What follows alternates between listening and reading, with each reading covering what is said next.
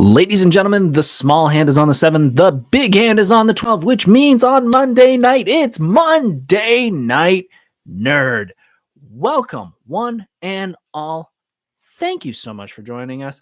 My name is Myers Corp Creations. This is my show, Monday Night Nerd.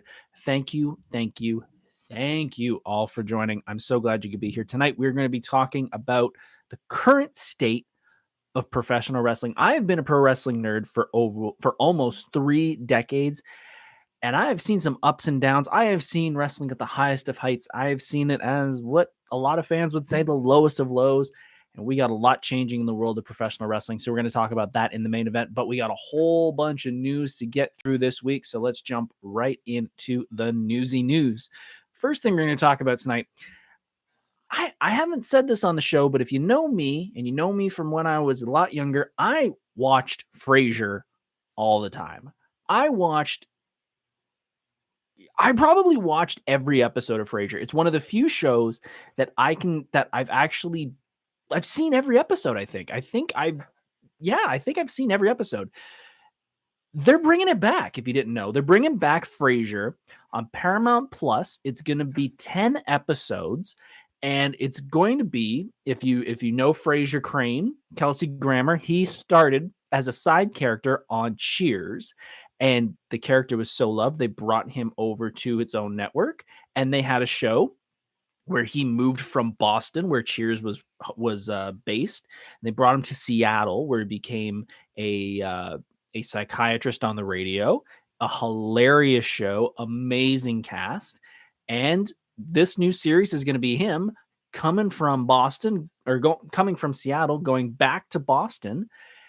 And I'm interested. I'm interested in seeing how this is. If you know the show, a lot of the main cast is going to be back. The only thing that they've said is not going to happen is his brother Niles will not be making an appearance. I cannot remember the actor's name, but he said he will not be coming back for this series.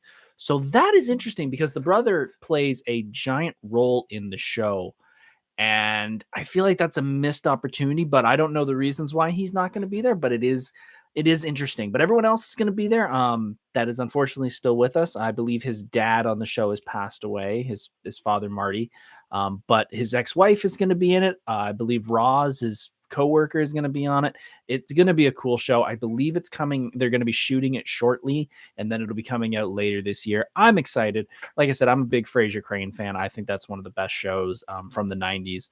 So I'm interested. I'm interested in seeing where they go with this. The whole revival thing when it comes to TV is an interesting topic. There have been some great ones. You know, I'm a big Animaniacs fan, and the continuation, I don't want to say reboot, the continuation of the Animaniacs franchise was a great series. I love the new seasons they've done with that. But they've also grabbed some old IP and tried to do new versions of it, Disney, and it just doesn't work. So I'm optimistic. I think Kelsey Grammer's an amazing actor. I think he'll bring a lot to the role, and I think that character will always kind of work. I don't think, I think they could do a fish out of water where the radio isn't, isn't the way they want him to be a psychiatrist. Maybe they want to bring him and put him in sort of an online, like a BetterHelp or something type of environment, which would be hilarious to see him deal with the technology of the world and everything. So there are many ways you can make this character work. So I'm very interested in seeing where this is going to go, and I hope they do well.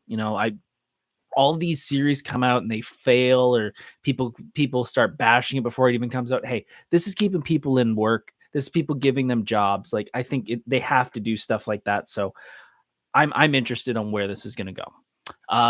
Next, I'm gonna sort of do something I don't normally do here. I'm going to talk to the youth. All right. We're going to turn our hat sideways, and we're going to talk to the cool kids in the room, because I'm not a cool kid anymore. I never was a cool kid. But I want to talk about somebody that a lot of kids, and why do I keep saying kids? A lot of people know about a guy named Mr. Beast. And I'm not a kid anymore, but I've seen enough of Mr. Beast to understand what he does. He does amazing YouTube videos where he makes people do crazy things, and he gives away a ton of money. And I think it's a really cool idea. He's done a lot of things to help people. I think if I remember correctly, he did a video recently where he paid for a bunch of people to get their blindness fixed because they had a certain type of blindness where you could surgically get it done. They just didn't have the money to do it, so he helped with that. And he does a lot of he uses his money for good. And I've been seeing, this is going to be a little bit of a rant. I've been seeing a lot of people online. I shouldn't say a lot of people, a good section of people bashing a guy like a Mr. Beast because they feel like he's doing these things where he's giving away money and he's doing these charitable things to help people, and they think he's exploiting people because he's filming it and putting it on his YouTube channel. I wholeheartedly disagree with that because it does. Yeah, is he getting something out of this because he's putting it on his YouTube channel and he's getting views and likes, which is bringing in more money? 100%. But he's using that money to get more money to help more people. And I really think I heard this sentence a long time ago, and it sticks with me it's so sticks with me. And that is, we have this thing in the world now where being successful is a bad thing. And while there are some people who may have inherited their money and didn't really work for it, and, just born with a silver spoon in their mouth and that stereotype, there are people like a Mr. Beast, and, if you want to go in that same realm, like a Gary V, or, somebody who's knows what the bottom feels like and has worked their way to success. I feel like you can't really crap on them for it. I feel like that is a disservice to what they do. And I feel like somebody like a Mr. Beast, or even anybody who wants to do something, to help someone, and they videotape it because, it gets them views. I don't see that as a negative. I think that's just them doing something good. And yes, they'd like they might want a little bit of, acclaim for it and a little bit of accolades. But I feel like they just don't bash somebody when they do something good.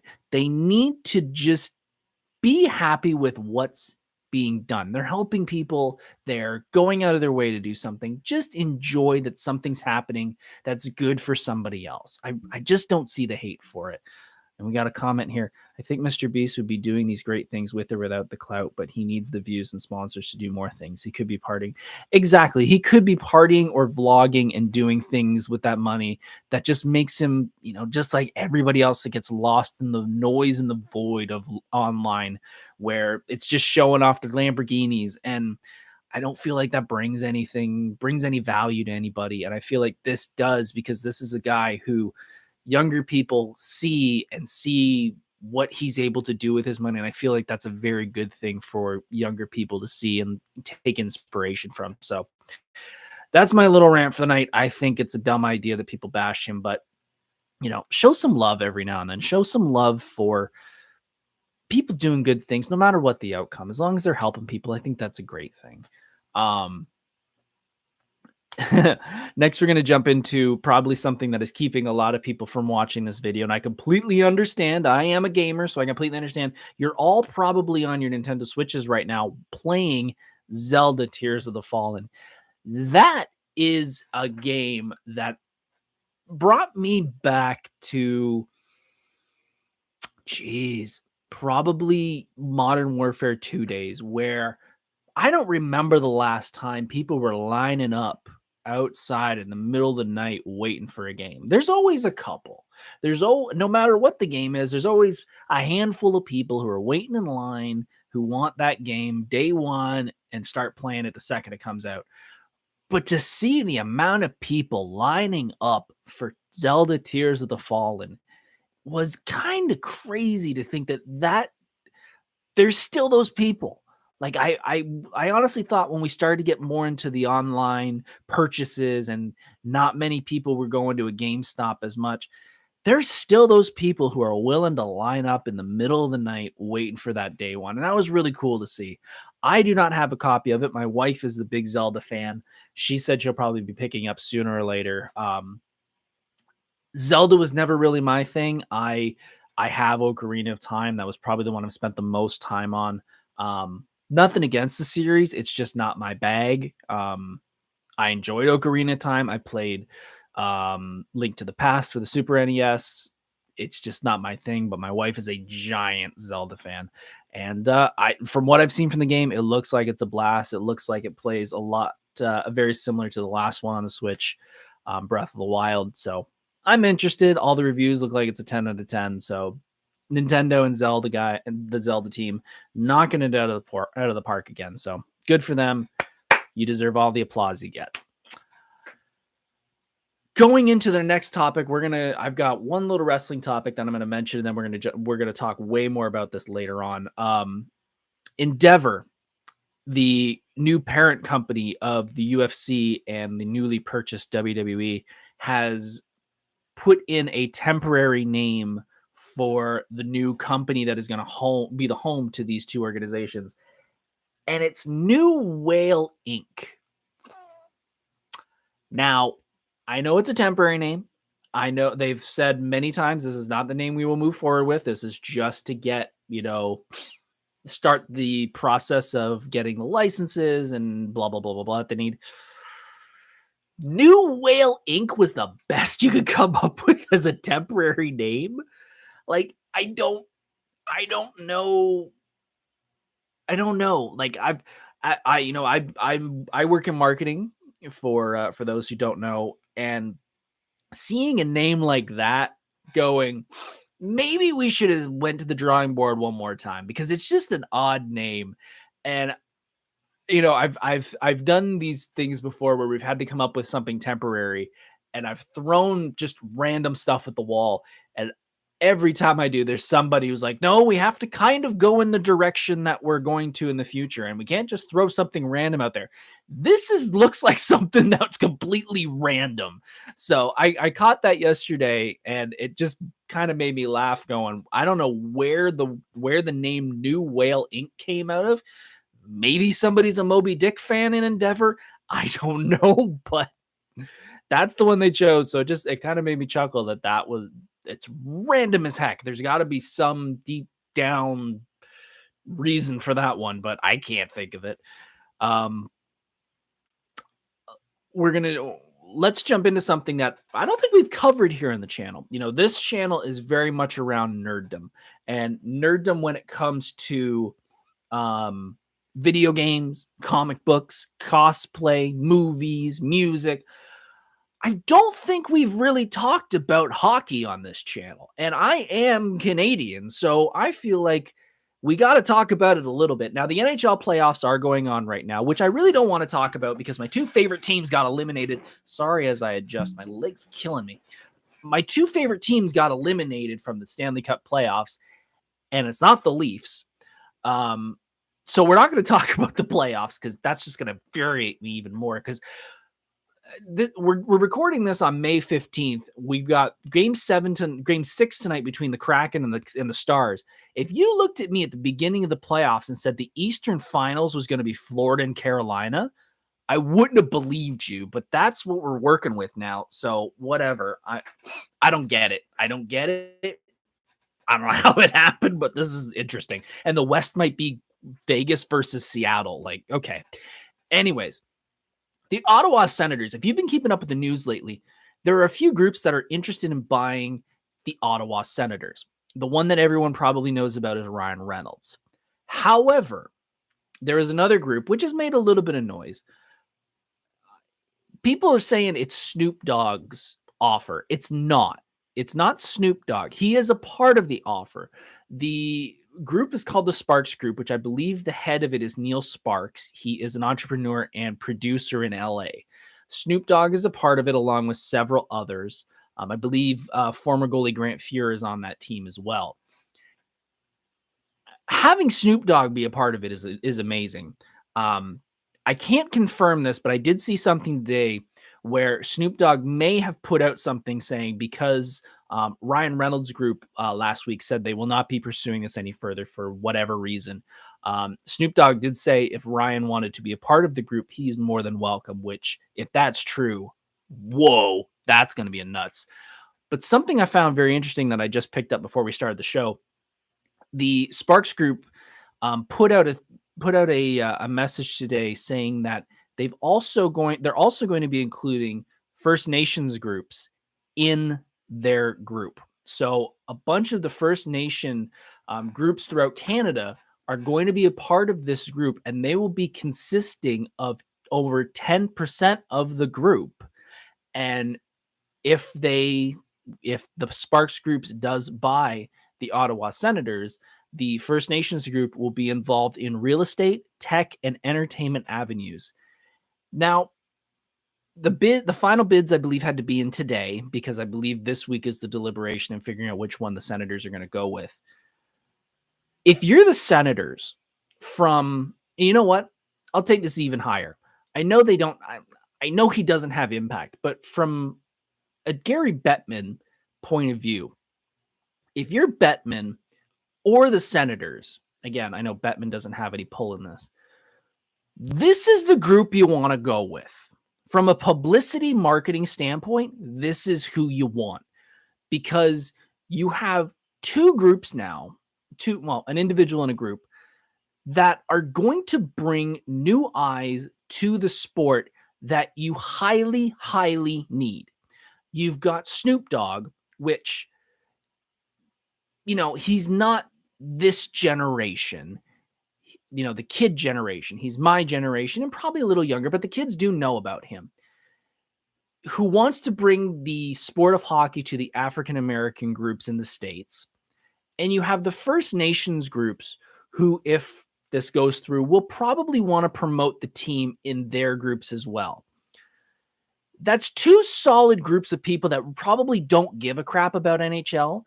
But I think if they won this, they would become instant Senators fans. And, especially with the cool kids, let's say, I don't even want to say cool kids. The younger generation is very much into the big Canadian team right now is, since the past couple of years, the Toronto Raptors. Basketball's huge. I think this would pull some fans from the Raptors squad and throw them into hockey, and they would become Senators fans. I really think if the Sparks Groups win this, you will see a lot of kids in Canada rocking Senators jerseys because it's almost the cool team. And I think that would be really good for the sport. You get a bunch of people who didn't give a crap about the sport, now would be very interested and have a team they want to back. And I don't know about any of you, but I've got a closet over there full of jerseys from, I'm completely honest. I'm a Boston fan and a Colorado fan. If you want to leave the channel now, I completely understand. I get it. Everyone hates Boston, but I have a closet over there full of Boston, Colorado, Rangers, who else? Nordiques, etc. of Panthers. All these hockey jerseys. I've never wanted a Senators jersey. I would want a Senators jersey if they bought the team. So I think this is a great investment for not only the team, but because you've got people who want to buy the team, who really want to invest in the sport, but also for the NHL as a whole. I think that would bring so many new eyes to the sport. And, I just think if they went with somebody else who was faceless, who was nameless, or if they went with, I'm going to stereotype, a rich white guy, I just think it's another team that's just going to have an owner nobody really cares about. And I think this would be a great thing for the Senators. So I hope they win. I come at it from a marketing standpoint because I work in marketing, and I think that would be the best thing for, again, not only the Senators, but the NHL in total. Because you got a guy like Snoop Dogg who's all over the media and all over social media, and he's going to pump that team to the masses. So I'm sorry. I see it as a good thing. But we'll see what happens. Again, I think they have to deliberate all this week to finally make a decision. So fingers crossed. We got one more piece of news. If you've been around on this channel for a long time, I've only done 13 episodes, but since the beginning, the first couple episodes, I did a segment called Thanks to the Memories. And Thanks to the Memories was basically taking the people that we've lost in the past week and just shining a light on them. They would always be somebody in pop culture or nerd culture who passed away. I've pulled that segment because I felt like after a couple of them, it starts to take a downhill slide and you kind of become a little, sad about it. And I didn't want to bring that to the channel. So I said, only when something pertinent happens to the nerd genre and the nerd world would we talk about it. And today, sadly, one of those happened. Brendan O'Brien died. And if you don't know his name, you know his work, and I can almost guarantee it. Brendan was the original voice for Crash Bandicoot and Neo Cortex on the PlayStation 1 games. He passed away yesterday, I believe, at the age of 60. And it's one of those people, the voice acting community, thankfully, because I've gone to so many conventions, I've met so many of these amazing voice actors, and that community, you know them, but you don't. When you meet an actor and you've seen an actor, you've seen them physically.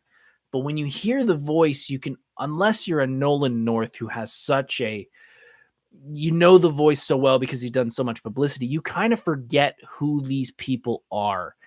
And this guy was a part of all of our childhoods, being Crash Bandicoot. He worked with Crash Bandicoot until Naughty Dog stopped making the Crash games, which I believe 2004. Yeah, 2004, 2005.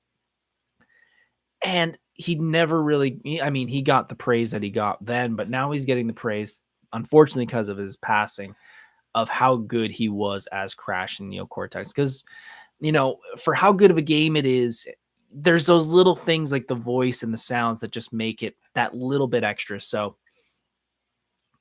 Brendan, I'm sorry you're gone. You were a great voice actor. Crash wouldn't be Crash without you. Neo Cortex would not be who he is without you. So, we miss you. We're sorry you're gone. Thank you for the memories. And that's kind of it for the news. I'm going to take a quick drink of water here. We're going to go for a water break. 1 second. I've got to sneeze like right on the tip of my nose, and I just can't get it out. And I've never sneezed on the show yet, so we're gonna see if I can hold this in for the next 35 minutes. So if I randomly sneeze, I apologize. Can't control it. Sponsors. Every week, you know who the sponsor is. It's the same sponsor every week until somebody throws me some cash. Oh man, that sneeze is coming. My wife. My amazing, beautiful, talented, incredible wife. I would not be here doing this without her. I would not be in this home without her. She's everything to me. I love you, hon. Thank you so much again for giving me the guts to do this, because if it wasn't for you, I wouldn't be doing this and I wouldn't be enjoying it. I would be, worried about what people said, but because of you, I really don't care. So love you, hun. Thank you very much. Now it's time for the main event. Let's jump into wrestling in 2023. This is a topic that is, as I said, very interesting and very close to my heart. I've been a wrestling fan for almost 3 decades. I started in 1997, mid 97 would be when I officially started. My first real pay-per-view that I remember vividly was SummerSlam 97, Brett versus Taker in the main event. Now, the days of that are long gone. And in 2023, we have a WWE, and I don't want to say versus AEW, All Elite Wrestling, because it's not really a versus. All Elite feels like it's fighting WWE. WWE is not fighting All Elite. Let's start with WWE. The WWE platform now is a very different platform than it was even 10 years ago. Even 10 years ago, we had the WWE network and we were able to get, all the pay-per-views we wanted. We were able to get, for $9.99, you had everything you could ever want as a wrestling fan. You had WWE stuff, you had WCW stuff, you had ECW stuff, you had every bloody promotion they could get their hands on. Now, it's different. the network is not the network anymore because it's through Peacock. And it's, from what I've heard, it's not as easy to use. It's a little more complicated. It's, for some reason, Peacock did not break it down into a yearly breakdown. They broke it down to a season breakdown, which is dumb. So if you want like 97, you want January 1st, 1997 Raw, you have to go to like season 5, episode 1. Like, it's so dumb. But yeah, the world is different now, especially because we're now going to get a world where in a less than a year, we're going to have a WWE that isn't owned by McMahon. Because as we mentioned before, and I mentioned earlier, Endeavor, the owners of USC, purchased WWE earlier this year after WrestleMania. And they are going to be running the show as of, I believe, I've heard multiple dates. I've heard October, and then I heard they're not going to kick in until next WrestleMania. So when it kicks in, we'll all know. Do I think there's going to be any big changes right off the bat? No. I don't think we're going to turn it on and it's going to be a completely different show. I do believe that we're going to have probably a year where everything's going to look the same, and then you're slowly going to see little changes here and there. That's usually what happens when companies buy smaller companies. They usually wait and see what that company does, and they observe and take stock of everything, and then they slowly start Rubik's cubing it to what they want. One of those things that's going on right now is the new championship. Now, if you've been following WWE for the past little while, you know that Roman Reigns has been the WWE Universal Champion for, seems like, forever. He's been the longest champion in recent memory, and the big thing past WrestleMania was everyone believed that Cody Rhodes was going to come in and win at WrestleMania and dethrone Roman Reigns. That didn't happen. Roman Reigns is still champion. And now they've done a brand split where they've split the roster where half of it will be on their Friday Night SmackDown show and half of it will be on their Monday Night Raw show. Because of that, Roman Reigns was chosen to go to SmackDown, and they don't have a world champion on Raw. So the WWE has decided to implement a new championship, which will be exclusive to Raw. This is a problem because Roman Reigns has kind of run through the entire roster for the past couple years. I believe he's been a champion for 2. And bringing in this new champion, this new championship, I don't feel is the right thing to do. I feel it's a Band-Aid. I feel like they've made a problem through their own, whatever you want to call it, choices. And this is their Band-Aid that they didn't really plan properly, because no matter who wins this championship, they will never be equal to Roman, because Roman is the watermark. He is the highest person on the roster right now, not just because he holds the belt, but because he's held that Universal Championship for almost 2 years. And the thought of having someone come in and be a secondary world champion is just dumb, because it's never going to be the same. No matter how much pomp and circumstance they're going to do, it's not going to be the same. So it's just a weird choice that I think they should have let bake a little more before they made that decision. Good looking belt. Belt looks kind of like a modern version of the old WCW World Heavyweight belt. Got no problem with that. I personally like that one, which is similar to the one they have now, but it's the old scratch logo. But yeah, it's a weird choice. One of the choices that they made, which stuns me, so I have been, like I said, I've been a fan for the past almost 3 decades, and I have watched every pay-per-view pretty much religiously up until the pandemic. For the past 4 years, let's say. No, I'll even say more than that. Probably closer to almost 7, 8, 9 years. I would have the WWE Network, and I would have friends over for every single pay-per-view. Doesn't matter what it is. WrestleMania, Royal Rumble, No Mercy, Backlash, doesn't matter. I would bring people over and we would have a party once a month, to my wife's love, and she hates it. And she doesn't, okay, take that back. She doesn't hate it. She's just not a wrestling fan.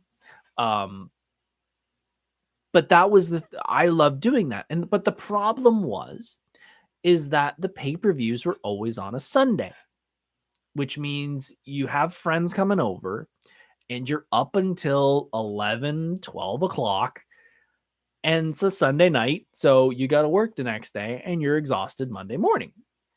And I'm the host, so I can't leave early. And that happened until the pandemic. The last one I had people over for was, I believe, I want to say it was the Royal Rumble 2020. It might have been the Royal Rumble 2020. Yeah, Royal Rumble 2020, I had people over. And then the pandemic hit and WrestleMania 36. Yeah, 36. 36. The one at the Performance Center was the first one I watched alone because nobody was allowed over. And ever since then, I haven't really had anybody over to watch the pay-per-views. I've also not been watching the pay-per-views myself because watching the pay-per-views alone got kind of boring. Because part of the fun was, chatting through the boring matches and having fun with everybody. But watching them by myself, I realized this is kind of boring. So I stopped watching, and all of a sudden, one day, I think it was about 2 years ago, someone mentioned, "Are you going to do a party?" And I said, probably not. I had something going on that weekend.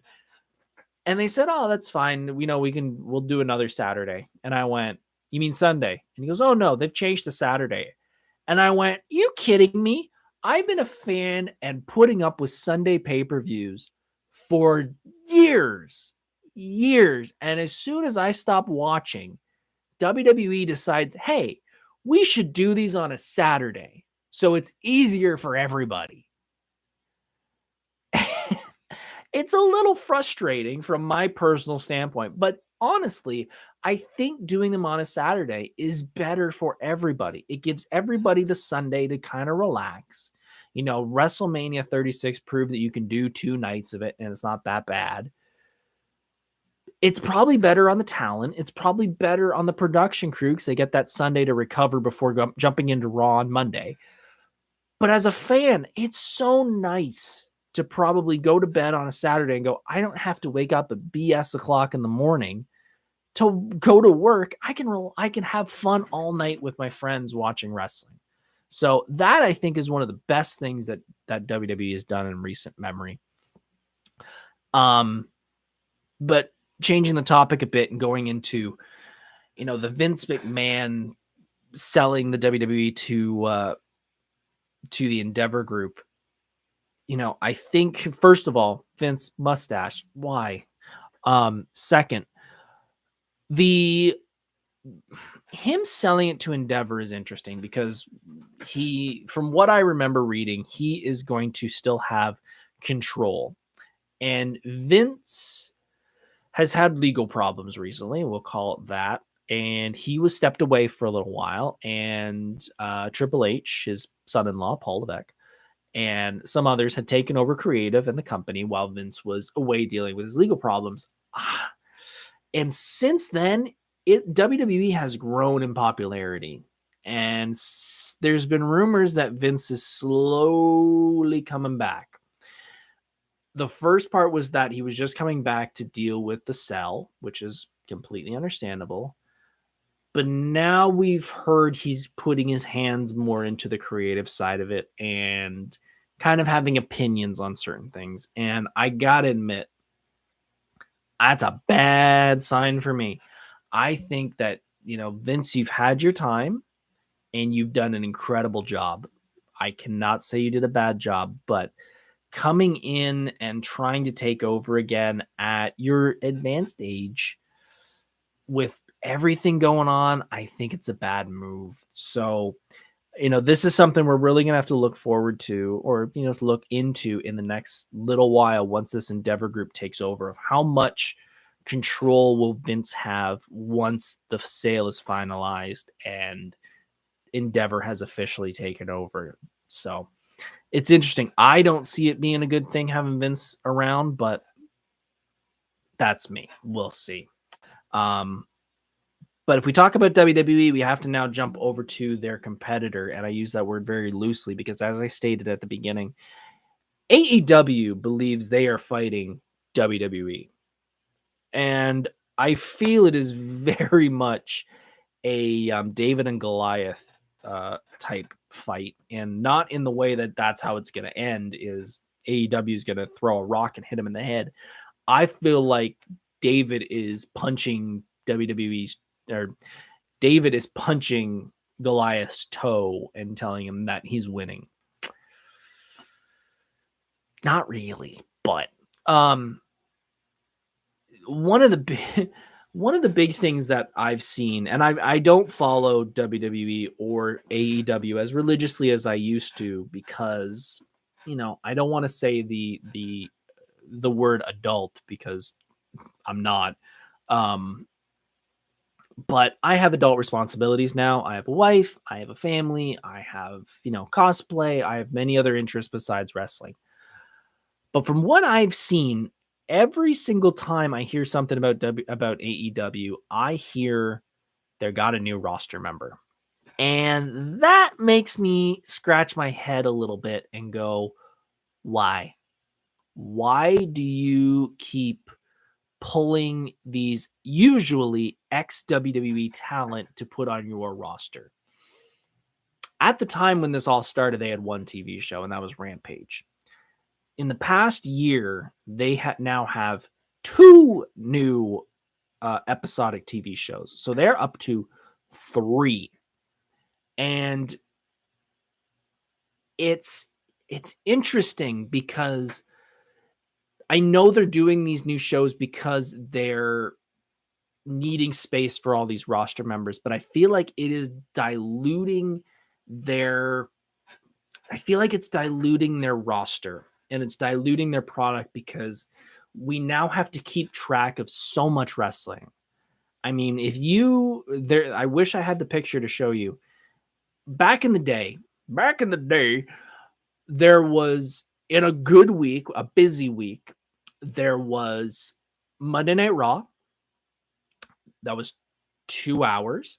You had Monday Nitro for WCW, and that was 2 to 3 hours, depending on the year. You had, later on in the 2000s, you had Friday Night SmackDown or Tuesday Night SmackDown, whatever you wanted, whatever it was at the time. And that was 2 hours. And then you had a 3-hour pay-per-view. So 3, 2, 2, 2. You had about 10 hours worth of wrestling. You had small shows here and there, but I don't count those. With the world we live in now, you have wrestling every single night. Every single night there is wrestling on in some form or fashion, whether that is WWE, whether that is AEW, whether that is Impact, whether that is New Japan, whether that is Ring of Honor, whether it is, anyone else. Every single night there is at least 2 hours of wrestling to watch. It's getting too much. It's diluting the product, and it's diluting the want, because that you throw a rock, you're going to hit another wrestling promotion. And that's great for the stars. It's great for the wrestlers because they have work. But as a fan, it's become too much. And it's too much to keep track of everything. I feel AEW is very similar right now to the way TNA Impact was back in the day, where they have such a good group of I hate the term homegrown talent. I hate that term because it's just so, I don't know. It's such a BS term. They have a lot of talent that they have built themselves. And that is, the Acclaim, the Darby Allins, you could even say the Bucks and Omega. And That's great, but they've also brought in so many WWE talent, ex-WWE talent, that they're taking up almost half of the time on TV, and that's really pushing those young stars down, and I just don't feel it's right. I feel like they need that spotlight that if AEW keeps heading this way where they keep buying all this new talent, it's just gonna become WWE light, and it's really just gonna become something nobody wants to see because it's a bunch of old people they've already seen. And I don't want to use the word old because there's a lot of there's young talent on that show that's ex WWE and their homegrown talent. But I just feel like it's becoming TNA. I feel like it's not what people want to see. And I say that, but then you've got TNA going to London for the first time next year, June, and they're going to be working Wembley Arena, and they've already sold 62,000 tickets. That's an accomplishment. But the problem is that a one-time success? And I say that because I go back to when I saw TNA Impact for the first time. I'm looking at my ticket stubs, and I'm trying to find where it is. There it is. July 10th, 2009 at Cops Coliseum, TNA Live crossed the line. That was one of the best wrestling experiences I've ever seen. That was a day I had floor tickets. I was probably 3 rows from the ring. When you got there, there was everybody, all the wrestlers were standing around the barricade giving out autographs. At the end of the show, the Dudley Boys were in the ring. You walked up and you could get your photo taken with them in the ring. And I'm standing there with Bubba Ray and Devon, and I look like an idiot because I'm just a putz at that point.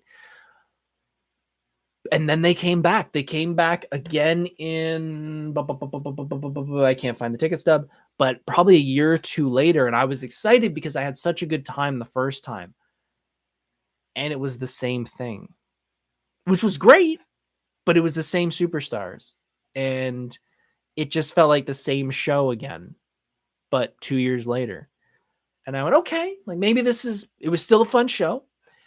And then I had told some friends about it. I was like, oh, TNA, like you got to go see it. And we went to see it again. And it was at a smaller venue. And it was the same superstars. And it was the same show, basically.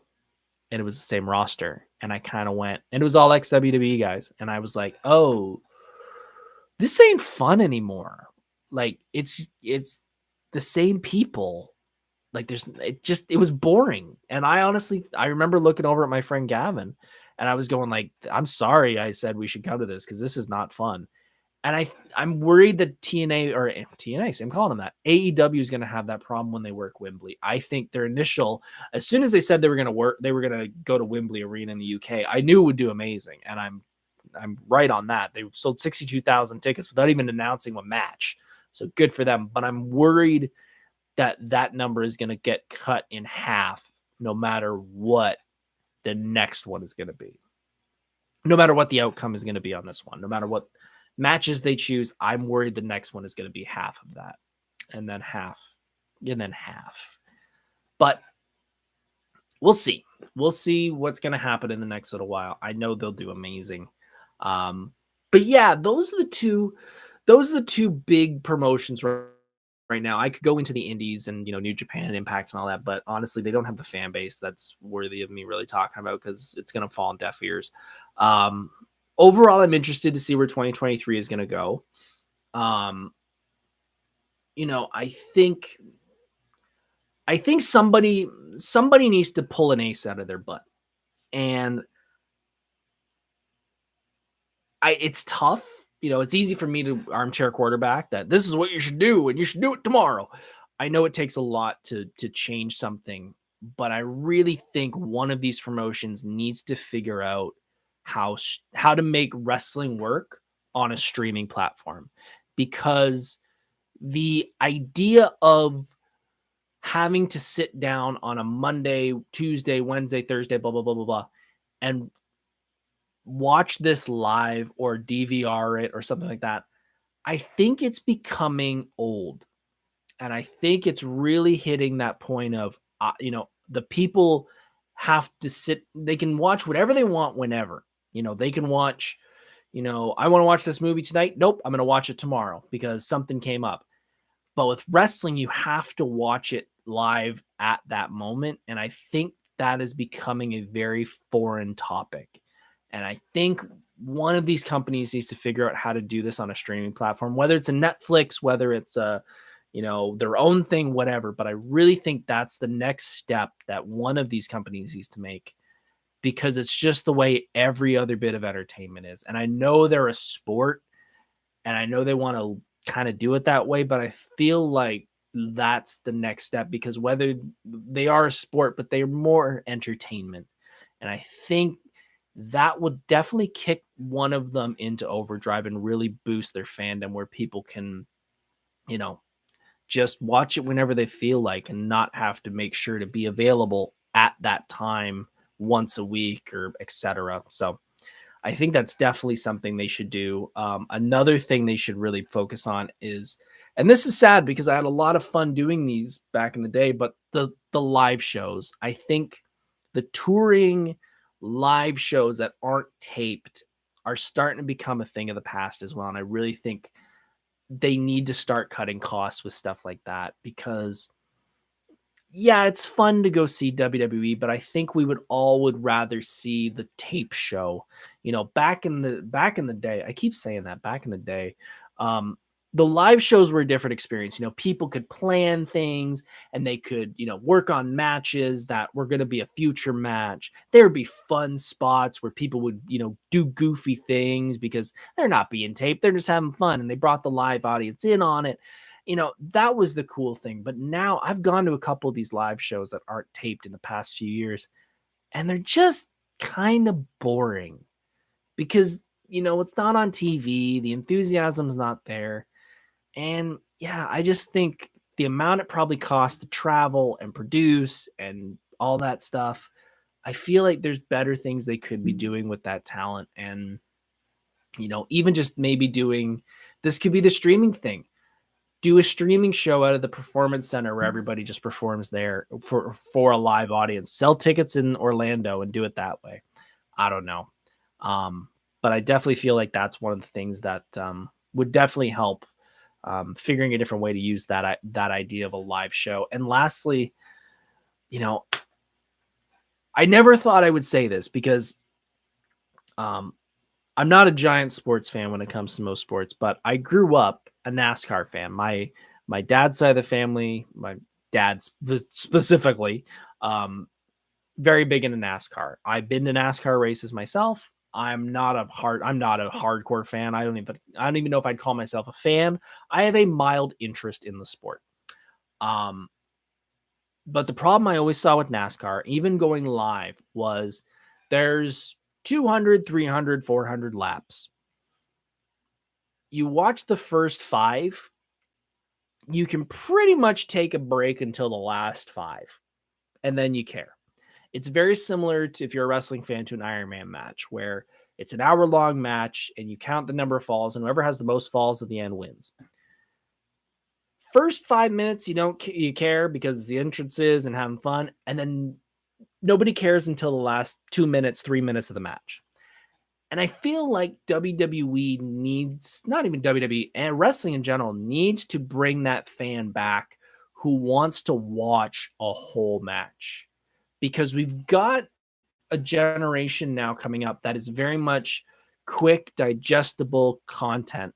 And I feel like, yes, that is a way that we're going in society, but I feel like there is that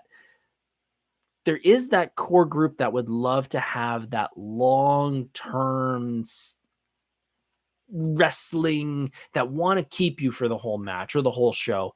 And I feel like one of these companies to figure out a way to keep people involved, keep people wanting to watch it, and not just tune in for the entrances, tune out, tune back in for the finish. How they do that, I don't know, but those are the 3 things that I think these companies really need to figure out going forward, because, we've got so much potential with technology changing and the world changing when it comes to these companies, because you've got Endeavor with you joining forces with WWE and the UFC. How's that going to work? I don't know. I think the next year, 2 years is going to be very interesting when it comes to wrestling. And I feel like we are on the cusp of a big change. What that change is, I have no idea, but I am here to find out. Ladies and gentlemen, we're at almost the 50-minute mark. That is the end of the main event. We're going to go through 3 quick questions and we're going to get you on your way. And before you head out, at the end of the episode, I'm going to tell you what the next couple episodes are because I already have them planned. So we're going to talk about that. First question, do I feel like wrestling will be as big as it was in the 90s? No. Nope. Never going to happen again. If you were a fan in the 90s, enjoy the memories. It will never happen again. The big difference is back in the day, you had WWE, WCW, ECW, if you want to say. They were competing against themselves and whatever was on TV at the time. With the world we live in now, you're not only competing with what's on TV right now, you're competing with everything that has ever existed ever. Because with a snap of your fingers and a push of a button, you could get almost every TV show, every movie, every music, every podcast, every sport, everything that's ever existed in 10 seconds. And you have people, like I said earlier, people don't want to sit down and watch a 3-hour program with no break.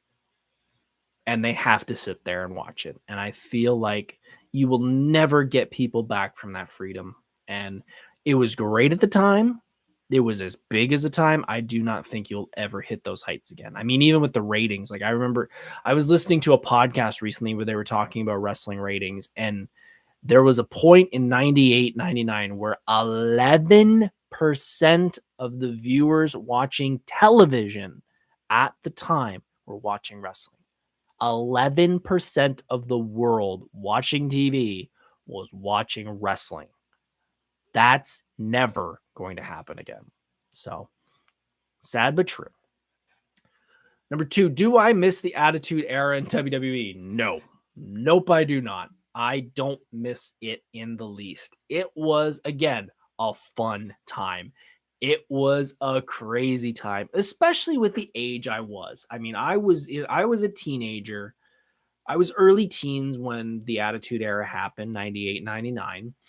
And being a young teen, going through changes in your life, and being able to watch my favorite show and seeing scantily clad women and aggression and, fire and tables and chairs and all that cool stuff. It was great.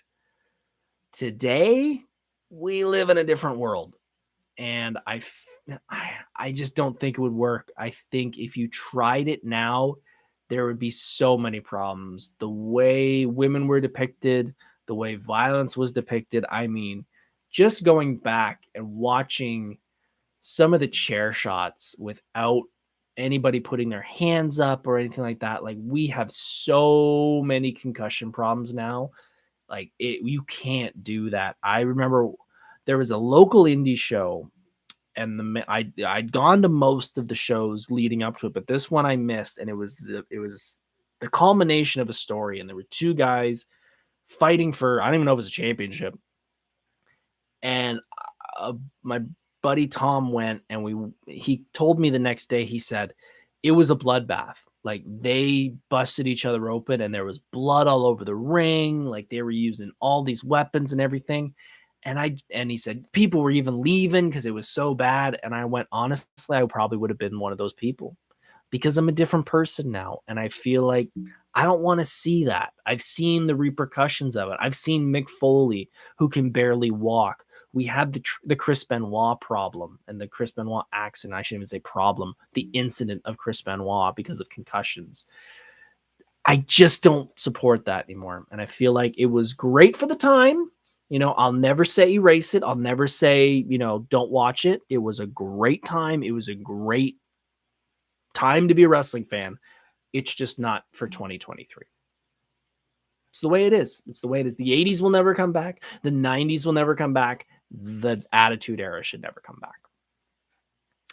Lastly, if I was a wrestler, what would my finisher be? Good question. So, when I was training to be a professional wrestler, which if you didn't know that, do I look like a professional wrestler? I don't know. Do I look like one? I wouldn't be scared of me. Check the archives. We did talk about this in one of my previous episodes where I was training to be a professional wrestler. My character gimmick was going to be the Archangel. That was what I wanted to do. The promoter or the guy who ran the school said no. I liked it. I thought it was a good one because I could be the Archangel Michael, and I could say if you're a saint or a sinner, and I could spray paint or write on you saint or sinner after I beat you. I do not have the physical prowess to do the Razor's Edge powerbomb because I just can't do it. So I was always a fan of the Matt Hardy side effect. I mean, even back then before the, slap in the leg side kick, super kick thing came into play, everybody wanted to do a super kick because it was such a cool move. But I always like the side effect, like running up, grabbing a guy like this, he's facing that way, and just jumping up and going down. I always loved that move. I used it pretty much regularly. If we ever did a match, that was my finisher. Easy bump, easy move to take, looked pretty cool. That would probably be mine. I'm not cool enough to do a stunner. I'm not cool enough to, I always said I would love to do the sharpshooter because I'm Canadian, but I feel like that's so obvious and I want to do something different. So yeah, Matt Hardy side effect would probably be the one. Ladies and gentlemen, it is 7:57 in the PM. Thank you very much for joining us here on this Monday Night Nerd. It has been a great day. I hope it has been a great day for you, and I hope you have a great week ahead of you. Next week, we did a version of this, and I was going through my shows in the past. Yesterday, I was going through some of the ideas, and I realized we did a 90s video games, but we've not done a video game since, and that was over 6 episodes ago. So next week, we're going to be covering video games as art. This is going to be an episode where we're going to talk about the artistic value of video games and how that medium of video games is sometimes not given the respect it deserves as an artistic platform. We're going to talk about, the different types of video games and my opinions on how good they are, what they bring to the artistic form, even just the artistic of the memories and the choices that are made and showing who we are as people.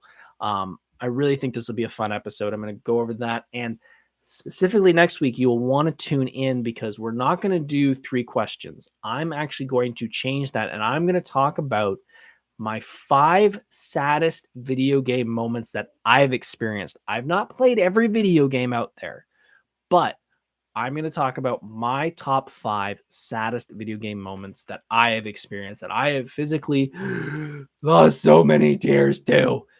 So we're going to talk about that. And then the week after is going to be, we're going to talk about Anime North. I'm going to be attending Anime North this year, which is the last weekend of May. I'm going to be there. I'm going to be cosplaying. I'm going to talk about how much fun it is. We're going to talk a little bit of anime. I'm not a giant anime fan, but we're going to talk about the experience, what it's like going there as a non-anime person.